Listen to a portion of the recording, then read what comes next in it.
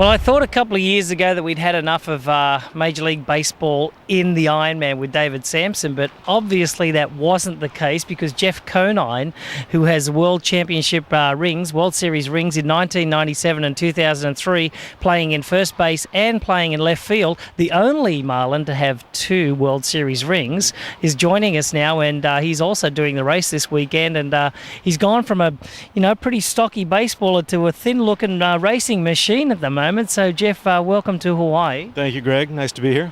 And this weekend, what's the motivating factor to get out here and do the Ironman? I mean, you played professional baseball all your life, and now you've switched hands over to the Ironman. I've always been a fan of the sport of triathlon, and I actually did way back when they used to be called biathlons. Yeah. I did some of those, and I always was a big fan of the NBC program after the race was run, and I always told myself that, given the opportunity, that's something I'd like to do.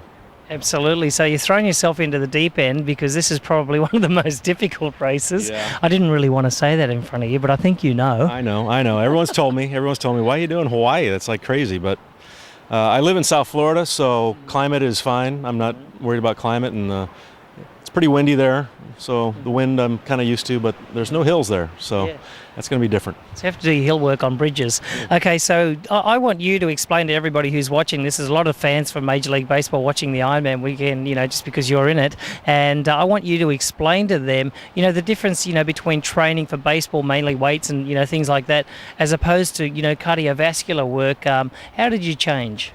I changed quite a bit, actually. As you said, baseball is more of a plyometric sprint, power type weight movement. That's what we do for our workouts.